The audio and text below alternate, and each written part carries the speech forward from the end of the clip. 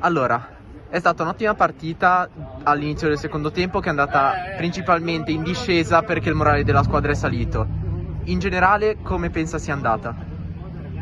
Beh, credo che sia stata una buona partita, fatta al primo tempo da entrambe le squadre.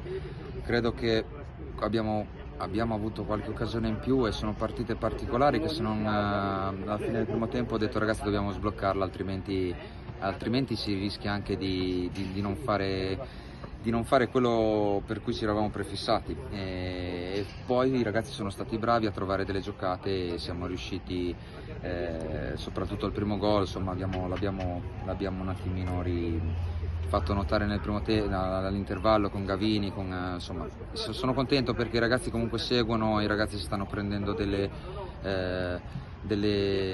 rivincite, diciamo così, nel senso stanno tornando quelli che, quelli che erano insomma a ottobre, quindi noi siamo contenti, noi stiamo lavorando per quello. Il nostro è stato un percorso, ogni domenica è sempre andata migliorando e abbiamo affrontato la Sestresa, abbiamo affrontato il Ligorna, insomma gli step ogni domenica diciamo che sono stati, a parte la prima, sono stati superati. Noi siamo contenti, andiamo step by step, ogni domenica ci sono degli obiettivi da raggiungere e cerchiamo di fare quello. Perfetto, quindi sembra essere stata una ripresa dal Covid più che ottimale. Verso la fine della partita ha sostituito, possiamo dire, 2 punti di diamante che avevano già segnato 3 gol insieme.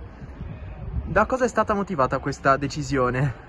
Ma perché mi sembrava giusto, hanno fatto gol, hanno fatto bene, si sono spesi per la squadra, era giusto dare spazio anche a chi si allena, che va forte come loro e che però oggi per una scelta tecnica non sono riusciti a partire, quindi una scelta motivata dal fatto che siamo ad oggi una rosa limitata numericamente, ma oggi perché ci sono 7 ragazzi, anzi vorrei dedicare la vittoria a quei 7 ragazzi che sono con noi in rosa e che purtroppo sono chi più o chi meno infortunato, e mi riferisco a Grasselli, Zavatto, a Capo, a Nicolini, Scapazzoni, insomma tutti quelli che sono rimasti, a Monacizzo, a Christian, insomma sono giocatori che farebbero la differenza in qualsiasi squadra e quindi consideriamo che la vittoria è dedicata a loro. Sono contento per quello. Perfetto, grazie mille del suo tempo, mister. Prego, ci mancherebbe.